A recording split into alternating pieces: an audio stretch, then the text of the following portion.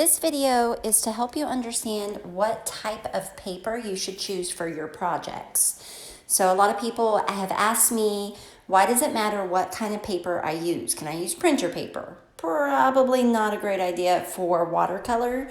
They're like, why can't I just use regular construction paper? Well, I'm going to demonstrate painting on watercolor paper, sulfite paper, and construction paper. So hopefully this helps you understand how each paper reacts to the paint. So if you're just doing regular painting with watercolors, let me get my brush wet. Let's go with some orange here. Okay. Get the same.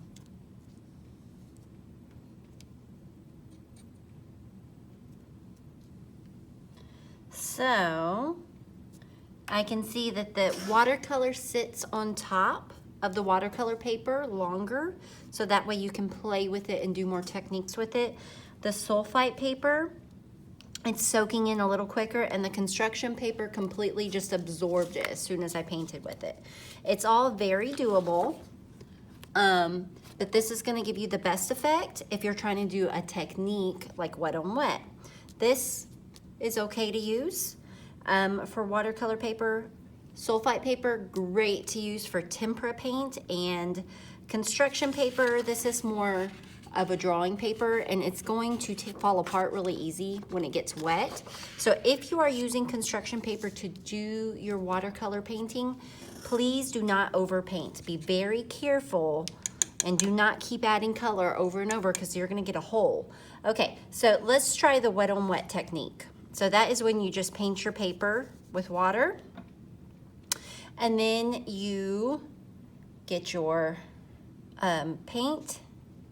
Look at that, how cool is that? And then it creates this really cool effect where they can blend together, they can bleed together. Let's get some red in here. And then if I add my red, it's a little purpley there, how they kind of bleed together. That's a really cool effect. And then you can also do the salt resist, where you sprinkle salt on it, and when it dries, it has a really cool image. Okay, so let's try the sulfite paper, wet on wet. So I got it wet. Now, this one's doing pretty good also. It's sitting on top, but I can see it's soaking in. You may not be able to tell from the camera. It is soaking into the paper quickly. So you have to work super quick on this. And look, it's not bleeding. Now I went to the red and it's not bleeding like it did over here. So you can still use that technique if you work really fast on it. Now let's try it on the construction paper. I got it wet.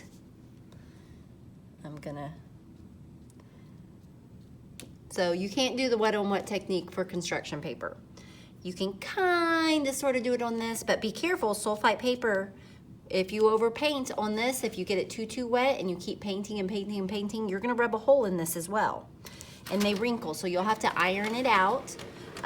Once it dries, you can get all the wrinkles out just with a light iron. But please let your parents do that, don't do that. So if I added that, so you can't get that effect on here. So that's the difference in papers, why a good quality paper makes a difference.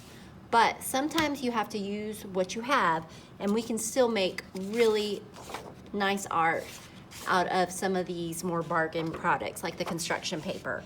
Okay, so I hope this helps with knowing what paper to choose for your watercolor project.